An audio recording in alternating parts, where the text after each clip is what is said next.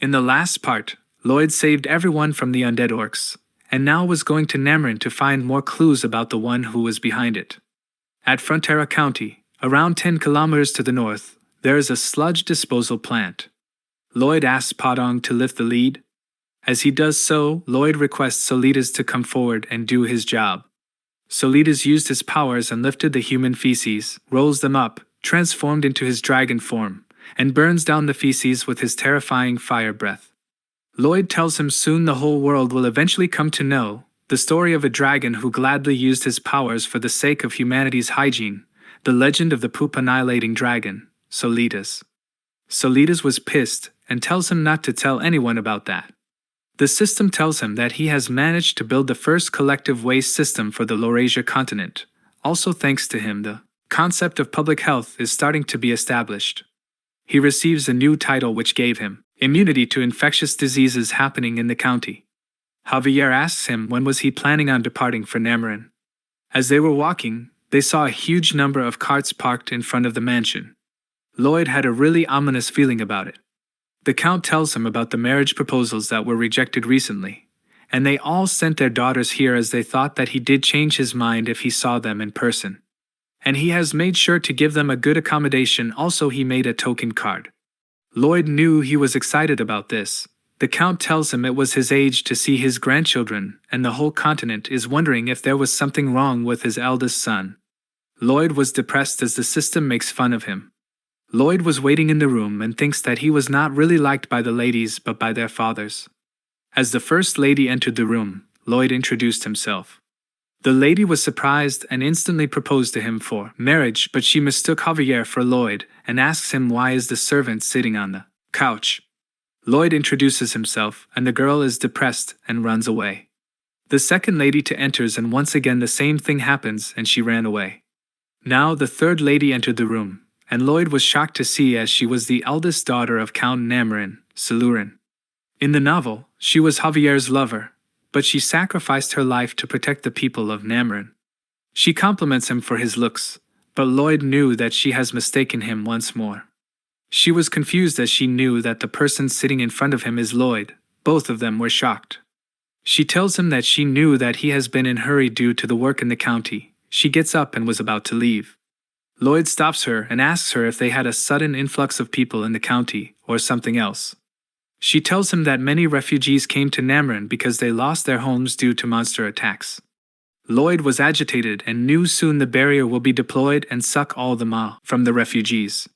Lloyd planned to take on all the refugees to him, but still, some refugees went to Namrin and knew if Sanavaro's plans proceeded as per the plan, thousands of Namrin's people will be sacrificed. And the night that brought death, the Hell Knight will be summoned, whose existence was almost equivalent to a god, and he will be not able to prevent the annihilation of the whole area.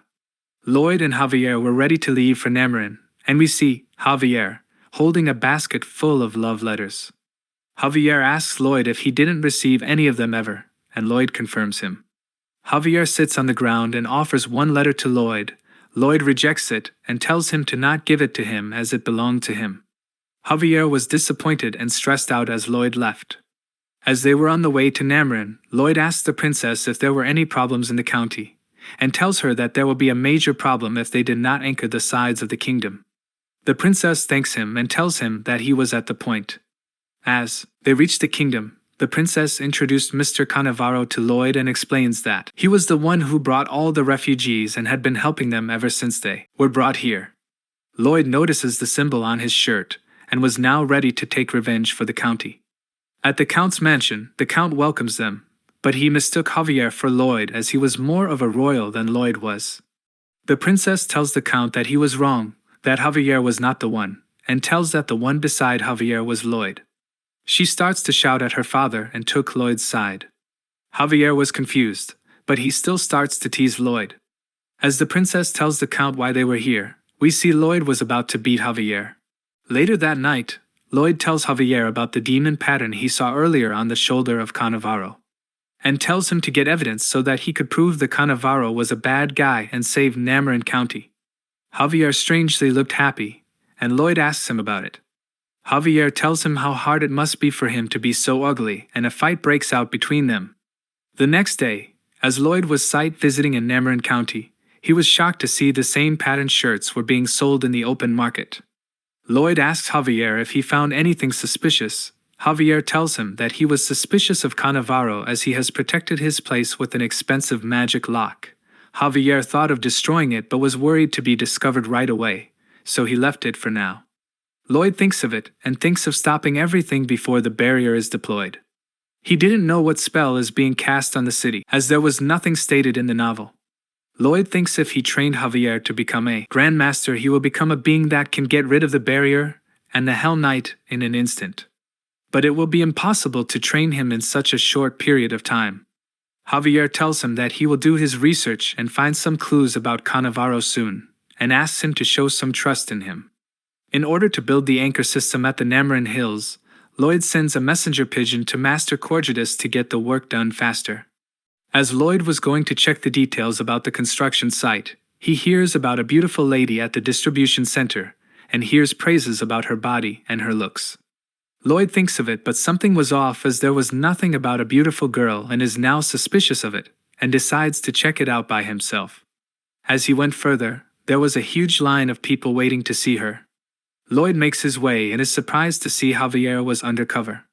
He was disgusted as people commented on his body. Javier saw Lloyd at a distance, all shocked, Lloyd in sign language, and taunting Javier. Javier tells him that he was undercover. Lloyd was still skeptical of him, but before leaving he tells Javier that he was being watched by him. Javier was doing his work as Cannavaro has a chat with someone in a cryptic way, which made Javier confirm his suspicion. Lloyd was at the site where he had to plant the anchors. He used his survey skill and finds a skull beneath the ground. He thinks of it and searches the whole area and finds even more skulls and starts to dig them out. Here, Cannavaro was having a meeting with the cult members and tells them they will start the plan as discussed. As Lloyd inspects the skull, there was a trace of black magic within it. Lloyd knew that unknowingly he has successfully screwed the cult's plan. Lloyd used his absorption skill and purified the mana from the skulls. As he picked up a skull, a crystal falls out of it. He uses his inspection skill on it and is shocked as its price was higher than Sir Byron's annual fee, and ran to collect the other crystals. He collected all the crystals and packed them in his bag, heavier than expected. As he was leaving the place, he tries to talk with the skull and tried to identify how did he die. He bows down and offered his gratitude for giving Sir Byron's salary. He picked them up and tells them that he will provide a good place for them to rest. At night, Javier was trying to explain how he ended up in that dress. Lloyd interrupts him and tells him that it was okay as everyone has their own preferences. Javier tries to explain to him that was not the case, but Lloyd tells him that it was fine. Javier was silent, so Lloyd asks him how he found out about his new preference. Javier was agitated about this and yells at him, but still, Lloyd teased him.